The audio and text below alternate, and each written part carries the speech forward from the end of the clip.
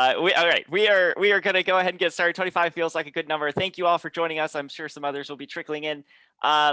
Just before we hop in here, I'm just going to drop a link to a community post here. This was just posted today. This is sort of bad planning on my part. It's probably going to get buried as people tell us where they're from, but feel free to continue telling us where you're from. We would like to start collecting and creating a forum for you to share your use cases for custom code actions. If you're looking for inspiration, this, like I said, was just posted 40 minutes ago, so there's not a lot there now. But we hear a lot from folks that it would be great if we had some sort of repository of code examples that could be used in programmable automation in HubSpot. This is probably not the permanent home for that, but it's kind of a first start. Let's see if we can get some use cases collected together. So feel free to watch that page. If you're using custom code actions, share what you're doing there. If you know someone who's using it, spread that around. We would love to start that conversation. And I would also love to hear from all of you. If you just want to drop in the chat a number from 1 to 5, how confident you are in your ability to create a custom code action right now. 1 is you've heard of it, but you don't really know what it is, and you're just looking for some basics here today. 5 being you are programming them now in your sleep, and it is a happy dream for you, or maybe not a happy dream. I don't know. Just drop some numbers in the chat there so we can make sure we're tailoring this conversation to where you are. I'm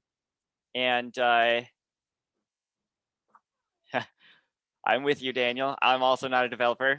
So I have Connor and Jack here with me. They're much smarter at this stuff than I am.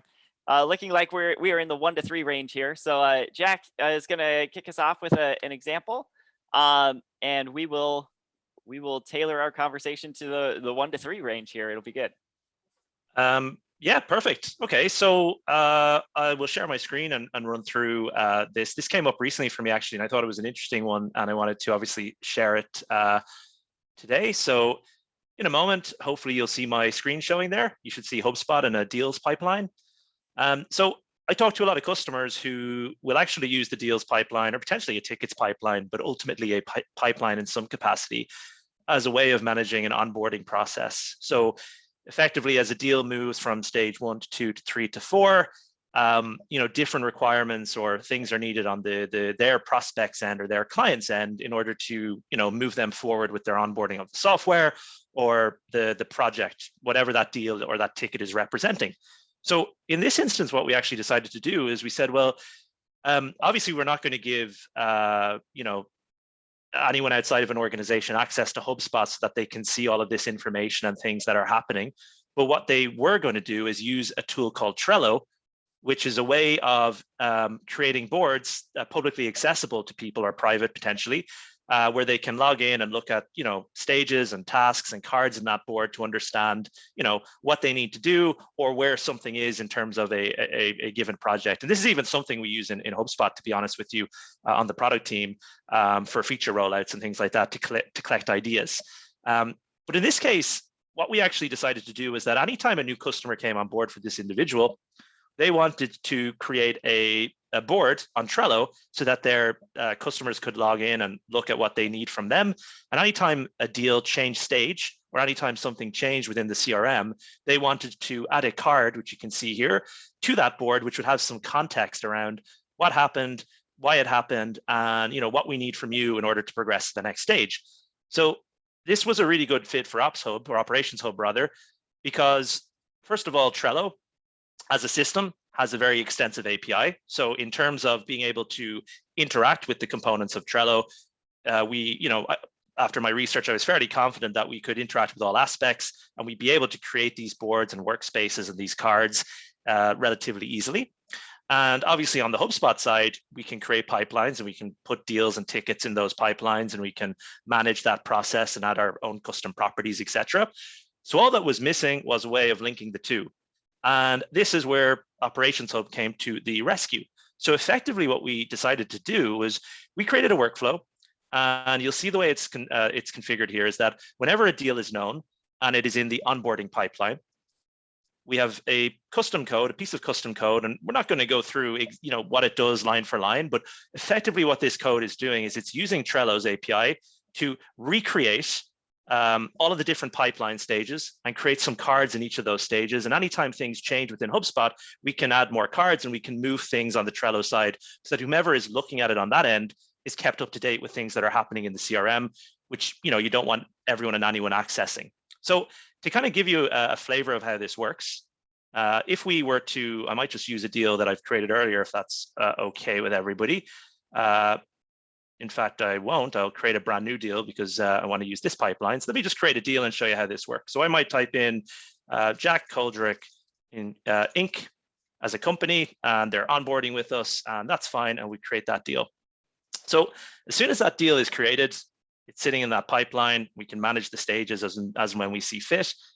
But what's happened now is this workflow has picked up that a deal has been created in that pipeline. And if we look at the history, you'll actually see, hopefully in a moment, that deal has been enrolled. Might take a second. And then once we see this in action, we'll be able to see what's happening on the on the Trello side. So it may just take a second. This is typically what I do as and when the system is kind of catching up with itself. I'll just hop in here for a minute. Yep. It will take a couple seconds here. I forgot to mention at the get-go, if you are here with questions or use cases or things you would like answered or brainstormed, please drop those into the Q&A. And let's start building up some of those while Jack is showing this use case. And then as soon as Jack is done with this first example, which will hopefully get your gears turning, Connor and Jack and I will tackle all the questions you have about custom code actions in workflows in HubSpot. So start sending those in the Q&A. Brilliant. So yeah, and so as we were chatting there, thankfully it has taken effect. So if we go into the workflow, we should hopefully see that you'll see there that the Jack Coldrick Inc. deal was enrolled. We can see that it met the enrollment criteria. We can see that the custom code action was executed. We could look at the event details if we wanted, and we can actually see, great, successfully executed. If there was any issues, if I was debugging and trying to build this out, they would be displayed here in the logs. But thankfully, we've got the green light. All has gone to plan. And if we navigate over to Trello, you'll actually see that we've now got a new workspace, and Jack Coldrick Inc. is the board within that workspace. And if we click into that board, you'll see that we've got the various different stages in relation to that pipeline, and we've created a test card with some additional information. Now, the idea here is that Operations Hub would still play a role moving forward, because as and when I'm in HubSpot changing things and moving deals and updating properties, whatever the case may be, we can use these workflows to basically notify Trello of these changes and ensure that the customers who are logging in and trying to keep updated on projects and things have the most up-to-date information at their fingertips. So that was all made available thanks to the Trello API and HubSpot's Operations Hub, and one of an interesting way to use it. And I wanted to highlight it because it came up for me on a call very recently, and I think it's quite an interesting use case.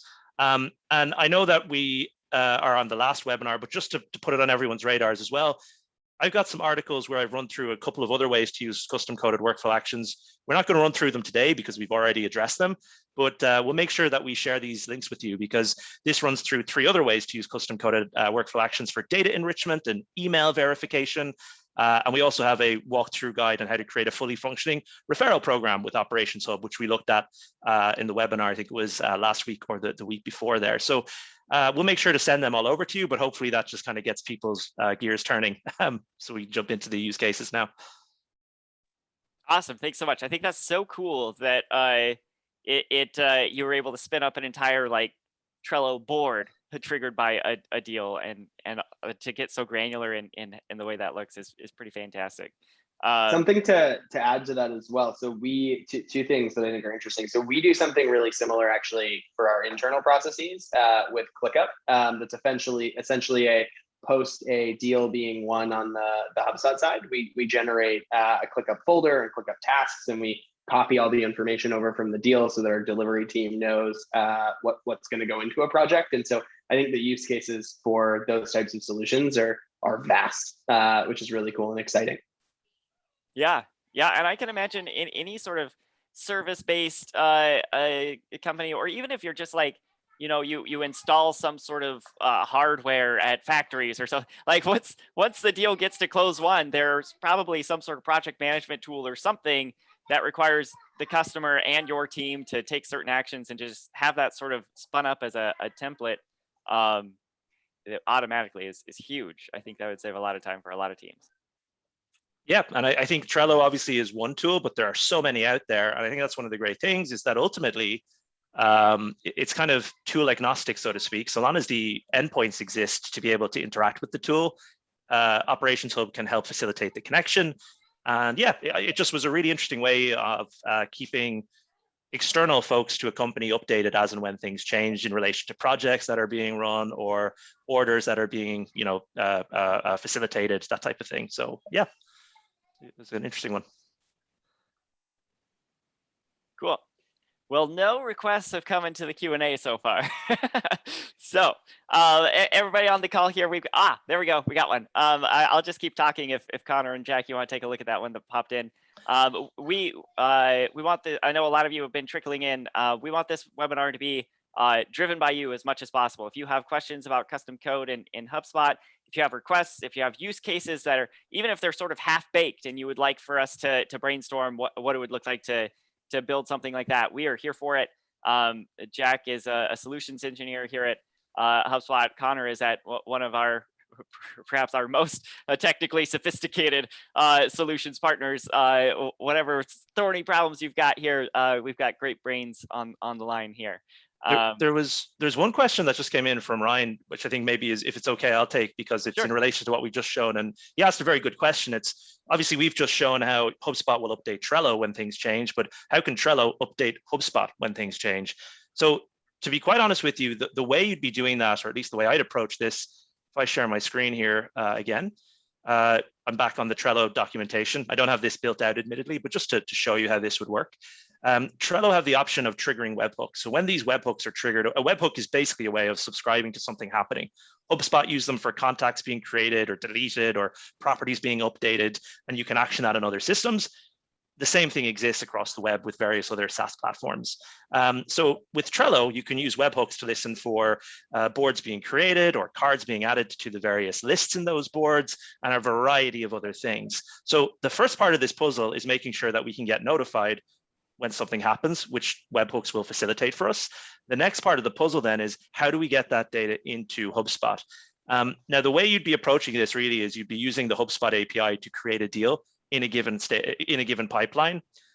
You wouldn't be using automation in that regard, because with custom coded workflow actions at the moment, it depends on the data being, I suppose, living within the CRM to begin with.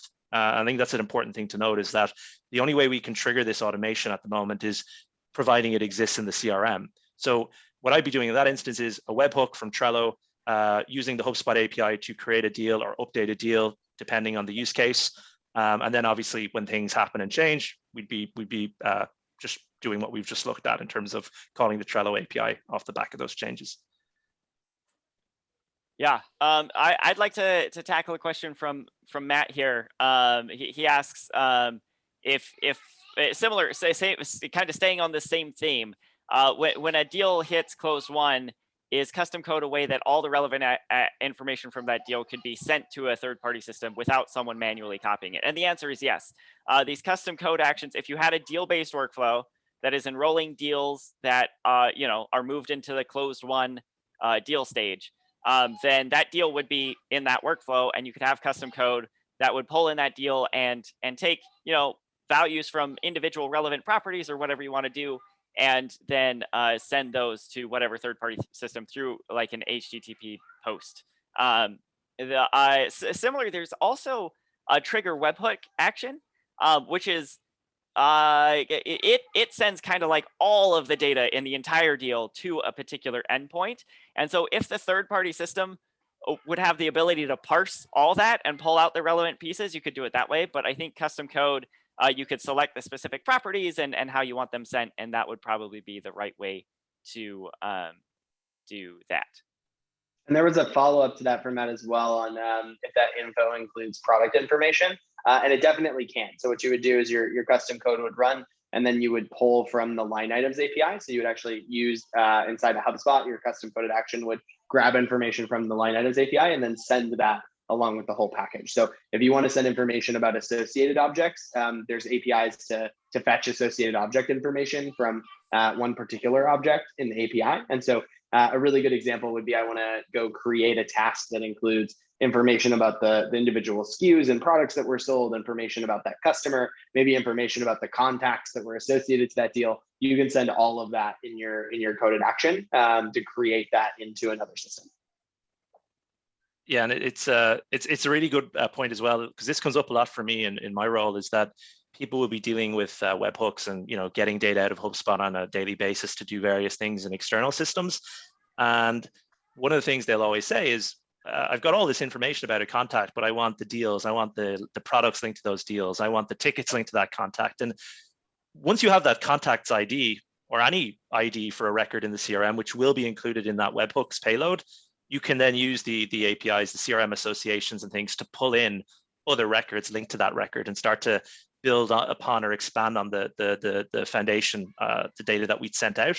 And I think with Operations Hub as well, another interesting way to look at it is that you could actually wrap all of this into a nice custom coded action and create your own bespoke payload to send out. So, rather than having all of this logic living outside of HubSpot, you'd have a single custom coded action that, I don't know, let's say a contact fills in a form and we want to get all the associated deals and the associated products with that. That would all happen in the coded action, and we create our own payload that we want to send out to a respective system.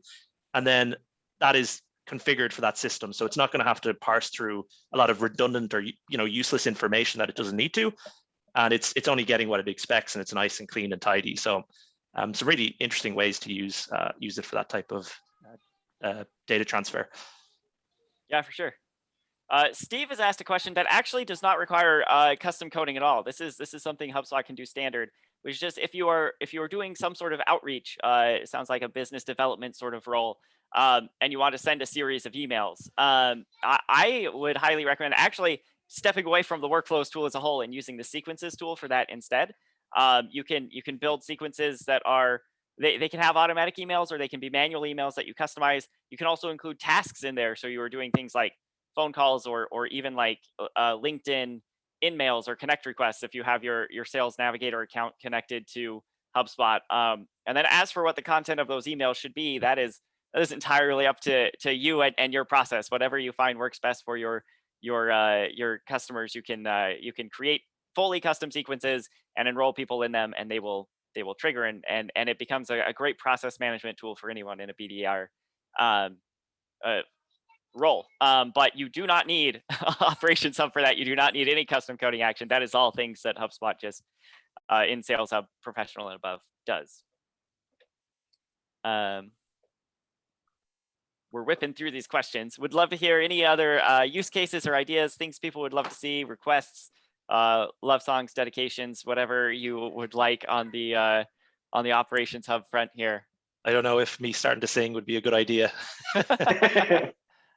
I would say if you guys have problems that you're trying to solve, or if you just have a question on how something could get built, we'd be happy to speak to that as well. So feel free, whether it's very specific to a specific problem that you're facing, or even if it's more general on could Operations Hub solve this type of a use case for me?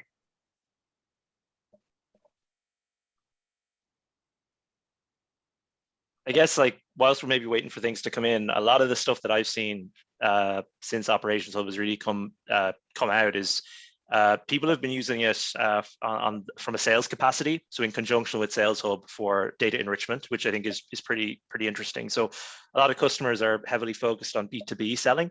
And there's a whole host of different platforms out there that are, I suppose, specialists in B2B data enrichment. Clearbit is one. ZoomInfo, I think, is another. There's countless numbers out there. But what they were basically doing was that when companies were created, and in some instances individuals were created, they were getting information from those systems and storing them within HubSpot, and they were using that data for segmentation and for tailoring outreach. So we can see that your company uses technology X, Y, and Z. We offer solutions in this space, this space, and this space. And another interesting one too, that kind of, I suppose, plays a role in both marketing and sales is email validation. It's not uncommon for people to fill in forms with kind of dummy email addresses that are syntactically valid. So, they look and feel like an email, but really when you try to send an email, it's going to bounce, and that's a waste of your time. And it can also damage reputation, email sending reputation. So integrating with email verification services to say, well, this email is this is going to bounce because the inbox doesn't exist. There's no SMTP records for it, or whatever the case may be. And the benefit to that is that once you have that information, you can create suppression lists so that you're not shooting out these marketing campaigns to these redundant email addresses. And also you can create tasks to notify your sales team potentially that new lead came in, but the email address doesn't seem to be a valid one based on the information we've gotten from, let's say, Kickbox. There's plenty of systems out there. So, how do we want to proceed? Maybe give them a ring instead of sending them an email, or just delete the contact potentially if you don't want to waste your time. So some interesting ways I've kind of seen it used across the different hubs to kind of help in terms of data, I suppose, enrichment and validation, and just keeping things in check. I have one here that I may need a little bit of help from you, Jack, on how to think through it, but I think it's possible. So the question is, they get leads from third-party sites, which email them with lead details. And so at the moment, that gets created as a no reply at lead website, as an example. And then all these new leads get associated to the third-party site. So basically, they're getting, and I think, and maybe if you have more clarification, anonymous attendee, on how they're coming in, but it sounds to me like they're getting created, and it's effectively like an email that comes into an inbox that comes from like a notification address, and then the body of that email contains lead information. So it's sort of like an email that comes into a generic inbox. That body ends up saying, here's the first name, here's the last name, here's whatever else. My thought would be, if you had that connected to a conversations inbox, you should be able to have that and then use automation to generate like a ticket from it potentially, and then parse that ticket. So if you had all the description information like that came from the body of the email, I think you'd be able to parse it as long as it's consistent. So you could basically say like, go find first name in the description and then grab whatever the string is that comes after that. It would rely on there being some consistency in what those emails look like from that vendor or from those third-party sites. But I think that would work as long as you could get it into an object to trigger the workflow.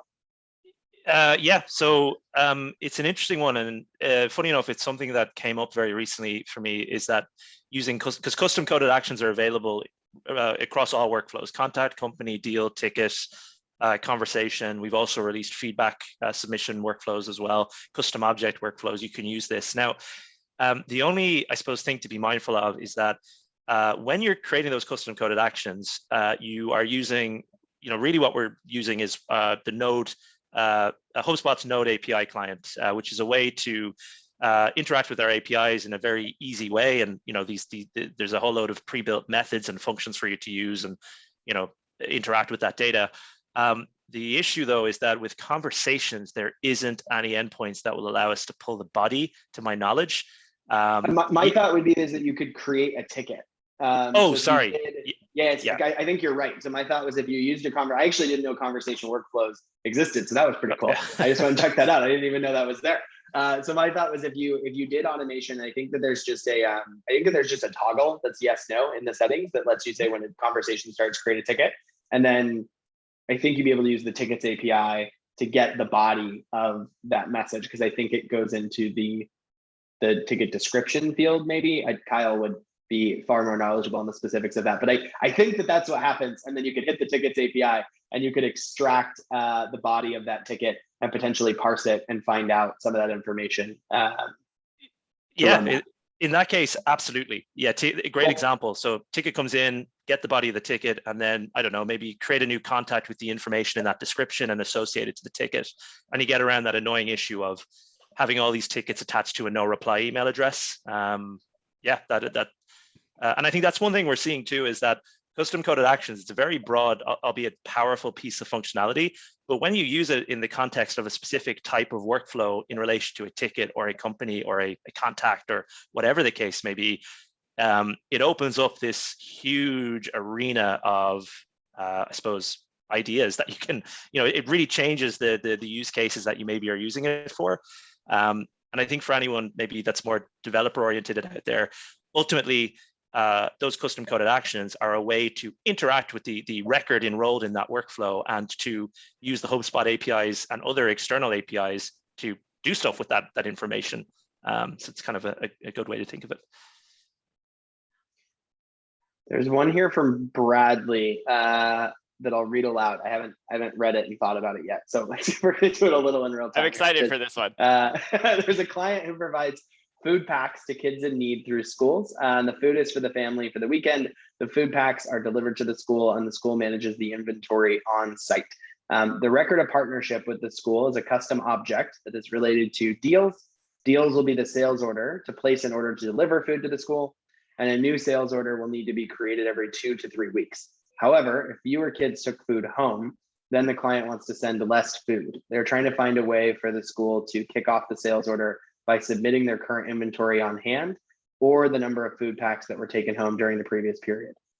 I have some ideas. So I'm going to assume that the school is going to be able to sort of like come to a landing page, or if you wanted to use like another cool use case here, so you could build like a portal or something on like CMS Hub Enterprise with memberships, and you could get really complicated and fancy with it. But let's assume basic use cases, they come and they fill out a form, which is if you have an ID for that sales order. So it could be the deal ID, it could be a custom field that you guys create to manage some of that. So it sounds like Bradley's confirming that a landing page would be sufficient. A user could come to that landing page, they could submit the form, and they could put in the sales order ID of the last order that they got, or their information if it's linked to their company. And then when they submit that form, you could trigger a coded action, and that coded action could update properties on either the custom object or that deal that would then be able to control the frequency. So let's say you have like let's say you have 2 fields. One is the number of food packs, and the second one is like the next ship date. You could essentially modify those fields, which are triggering your workflows to sort of like send a new shipment, for example. And on form submission, you could go and run a coded action, find the sales order that corresponds to the ID they submitted, and then update those fields that says, oh, they only used 25% of their total amount. So update the next shipment quantity field to be 25% of like max shipment quantity, or whatever those other fields are. Obviously that can get extremely complicated. I'm losing Kyle, which I can tell. No. Actually, I'm wanting to jump in here because like, okay, go for it, please. I think for me, and maybe I'm oversimplifying things just because my technical knowledge is so shallow, but like one thing that I actually am confident to do in JavaScript is basic addition and subtraction, right? And like if we assume that a standard food pack order is however many 100 units, I don't know, just throwing out a number, then we could, like you said, we could pull the previous order and see how many were sent. And in that same form where we get the previous order, we could ask them how many units were used, or how many do you have left over, right? Depending on which way you want to phrase it. But if we say how many were used, then we could just say like, okay, this order we sent 100, they used 25, they now have 75. If we want them to have whatever number, like what's the difference? And then we could just put that on the next sales order, right? Does this make sense?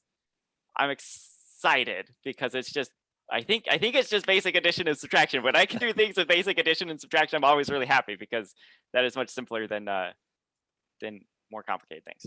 Yeah.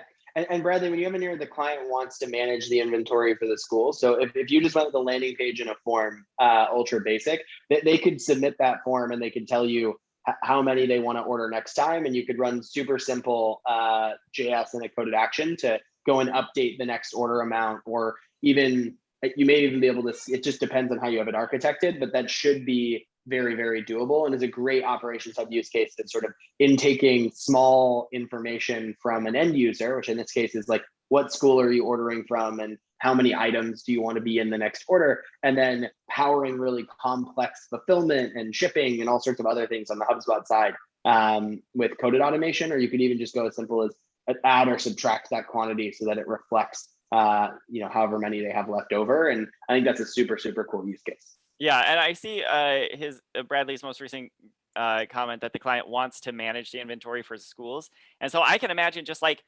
a number property on the school record, right? That is current inventory, and you could just, I mean, even without a coded workflow action, you can increment number properties up and down just as units are used or whatever, and then as you generate deals or whatever it is that is the order, you could just, again, a JavaScript subtraction, right? Like we want you to have whatever number of units, 100 units, that might be a separate property or might just be a standard thing we want all schools to have.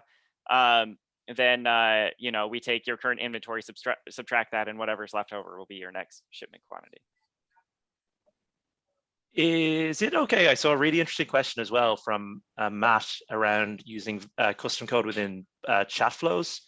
Oh. And I thought it might be an interesting one to take because we haven't really, like, one of the unsung parts of Operations Hub is that you can use custom code in chatbots as well, Yeah. not just workflows. And he asked two really good questions. One around, can you run validation within chat flows, chatbots, based on what people are putting in, and using regex, regular expressions, to make sure, you know, names are correctly formatted and that type of thing. The short answer is you can. Now, what I'd actually suggest, if it helps you, if I can share my screen once more, I've actually got a deck or presentation that runs through how you can build custom coded actions within bots. And again, the example I use really in this is I built a bot that talks to Ticketmaster, you know, the ticketing platform for buying tickets, and I use the Discovery API to basically return information relating to events that are happening, let's say, in a certain area. But what's really, really cool about this is that you'll see within here, we're in the chatbot tool or the chat flow tool in HubSpot, and we are building out our bot, and you can see that we actually have custom coded actions here that we can add. So just like workflows, if you click on the plus icon, you'll see the ability to run a code snippet or trigger a webhook. Now, if you run a code snippet, you'll actually see within here, it's a little bit hard to see, so you'll have to excuse me, but it gives you the foundation to work from. And it's really the exact same structure as what you'll see within a custom coded snippet in workflows. You have an exports.main function. You have an event, which contains the event object, which contains information relating to the conversation, in this case, what the user has inputted. And you've got a callback function, which gives data back to the workflow or to the bot to proceed to the next section. And you can do this in a couple of really interesting ways. In this instance, though, what I've kind of done just to show you this in action is, if we preview this, this bot basically says, where in the world are you? So I'll say, I'm in Ireland. And then it says, right, well, how many events do you want me to recommend to you? So it's going to show me some information. It knows that I'm in Ireland now. And I say, right, well, I want to look at, I don't know, let's just say 2 events. Whoops, not 2. Okay, something bad will probably happen there now because I don't have the correct error handling in there, but 2 events will, oh, they came back. 2 events come back, and you can see Tor and Wicklow here. And we also have, I think, an event in the Button Factory.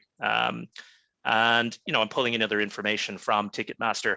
But in theory, that could just be a piece of logic that looks at the input provided by a user and returns a message based on what that input you know, contains.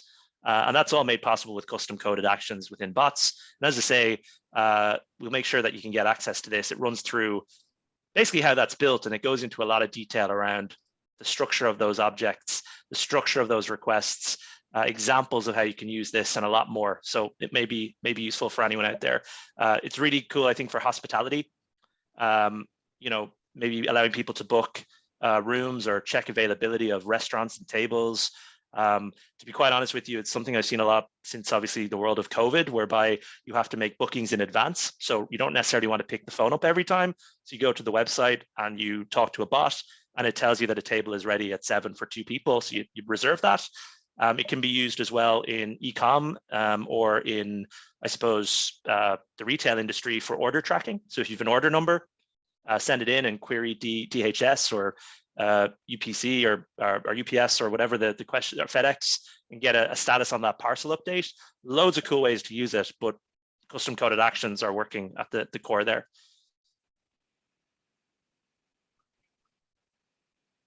I have another example that I can speak to that I realized that we just built really recently, and I know that we can share, which is, so with the new Salesforce custom object integration, you can now pull custom objects that are inside of a Salesforce org and sync them to custom objects inside of HubSpot, which is really cool. One of the limitations that exists with that is that the ownership of those objects doesn't come across. So like in the standard Salesforce connector, right? So if you have a contact owner, in Salesforce and that owner user exists in HubSpot, it'll link those two together so that you have an owner record.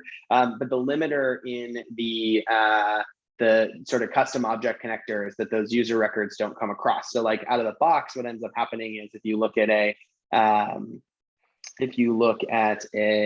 think it's the project lead in here, it ends up coming in as an ID. So like standard Salesforce connector sends this in and you get sort of an ID field, but then you also get a project lead email, which we created as a formula field in Salesforce that pulls the email field across. And so what we're doing here is actually using a coded action to do something really cool, which is taking whenever a project gets created, we're saying, okay, does that project lead email exist?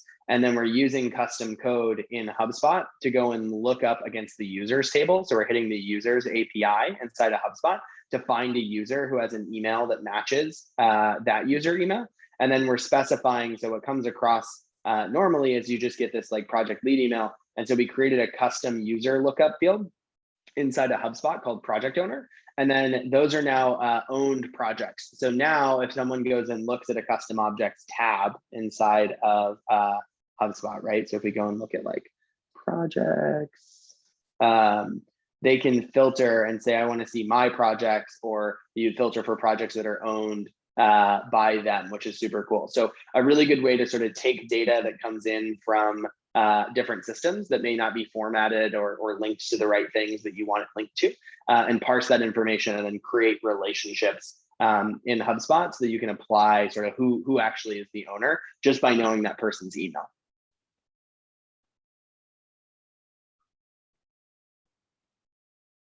It looks like the chat was going off, so I'm not sure if there's another one in there that you guys wanted to tackle. I was just going to call out Daniel shared in the Q&A.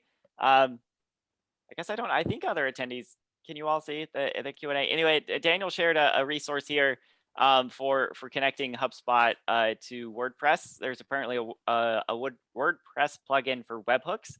And so that opens up a lot of possibilities for sending information from HubSpot to WordPress to connect if you want to manage some data in HubSpot, but have interactions happening on a WordPress page.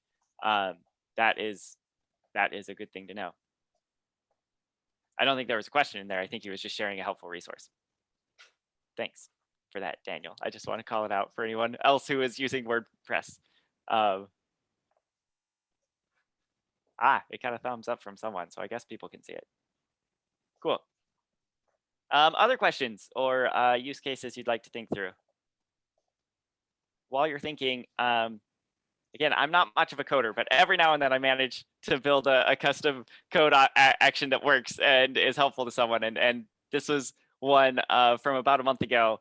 Someone posted on the community. I'd like to call out the community.hubspot.com. We have a section for Operations Hub, and people are brainstorming and asking questions all the time about custom code actions. And one person, Nicholas F., was trying to figure out a way so that I believe when a deal was moved, they were an e-commerce shop, and they wanted, when a deal moved to close one, a unique order ID, order number to be generated. And they were trying to figure out how to do that with custom code. And this is one of those instances where you have to get a little creative, because it's very easy to have a custom code action that generates a number or a random number. But to have that increment across separate deal records took a little creativity. So what I recommended they do is just create a dummy deal. I created one in my portal called "Do Not Touch," all in capital letters, and had this custom field on it that was just order ID. And then I hard coded the ID of that deal into my custom code action. So what this does is every time a deal is moved to close one, the custom code fires and pulls the value from that "Do Not Touch" deal and increments it by 1, and then pastes that to the deal that just got closed one and back to the "Do Not Touch" deal. And so this "Do Not Touch" deal becomes sort of a record that allows you to increment upward, and each subsequent deal gets a slightly higher, higher by 1 number for that unique order number.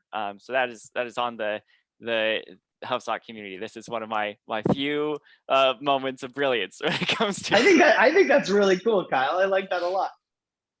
Definitely thinking outside the box with that one. It's clever to use the deal as a kind of a container, for that information. No, that's awesome. I want to call it. Thank you. I appreciate that. I'm getting approval from my heroes here, but I want to call out like there are there are some limitations with what you can do with custom code, but there are often clever ways to work around them. There are lots of places to store things in HubSpot. I know Connor has done very clever things with custom objects and importing and transferring data from different systems, and there's usually a way to get done what you want to do. We just run into another one of those actually. That was for, and maybe I'll share here, for a financial services firm that's importing a list of transactions. And so their transactions have, they're importing a list, or they aren't now, but this is the solution to their problem, which is basically they have the CSV as all the transactions, and they want to manage who is the broker that like manage that transaction, which branch manage that transaction, and then which financial institutions is that transaction with. And their problem right now is they were basically having someone took that list every day. They sat down and they were like, okay, I need to like code all of this into the system and create all these transactions. And like there was data entry sort of like a pain point for them every single day. And so what we did is by creating a transaction custom object, they can import those transactions into HubSpot, and then using a custom coded action, it can go and find the broker. So does this broker exist in our system, or is it a new broker we've never heard of before? Either create a contact or associate it to that contact, and then do the exact same thing with the branches and then the big financial institutions. And so now they just go to HubSpot, they click import, they import a list of transactions, but the output is they now have a fully structured CRM database. And they can see, okay, for every single financial institution and every single branch and every single broker, I know exactly how many transactions, what's the total value of all those transactions. And so they can manage a lot of the automation inside of HubSpot and then all of their reporting as well. So the parsing of import objects is a cool one that we've been doing in a couple of different use cases.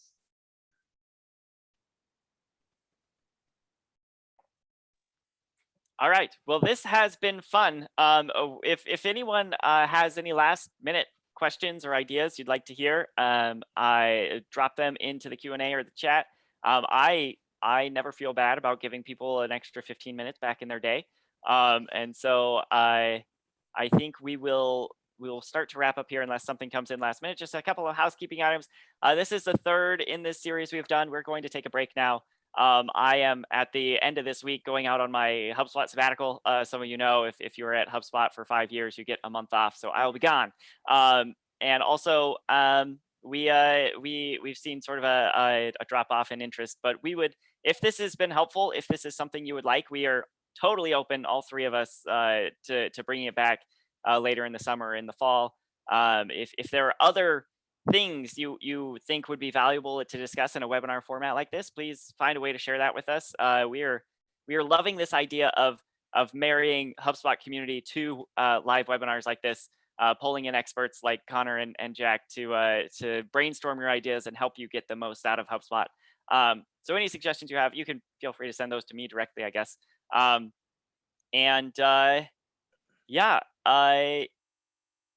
Matt is asking if we can get recordings to previous sessions. Yes, those are all on the the community. I don't have those links handy, but we will be sending out the recording to this session. There they go. Jan, who is really the brains behind this, even though he is not on camera. Jan has dropped into the chat there a link to where you can get all the resources. He is a hero indeed. He's been orchestrating all of this and then letting the three of us take the glory. So I think that is all from us. Feel free, Jack, Connor, what's the best way for people to get in touch with you if they have additional questions? For me, send me. Oh, sorry, you go ahead. Oh yeah, I was just going to say. I should call on one person at a time. Feel free to connect with me on LinkedIn, guys. I'm always open to new connections on LinkedIn. I share a lot of content on LinkedIn. And yeah, I'd love to connect there. So feel free to add me. Mine is very much the same. You can also email me directly if you have projects that you're working on, you want to chat about, or if you just have cool stuff you want questions on. LinkedIn's also good. I am a little less prolific than Jack, but do post stuff also. So feel free to message me there. I would love to hear about what you guys are working on and get connected. And then LinkedIn is my home base also, although as I said, I'm about to go to town for a month. So maybe hang out with Connor and Jack for the next little while. Thank you all so much for hanging out with us for this 46 minutes. I think we're going to call it here. But again, connect with any one of us or all three of us if you have questions or ideas. And yeah, have a great rest of your Tuesday. Great. Thanks, everybody. Bye-bye.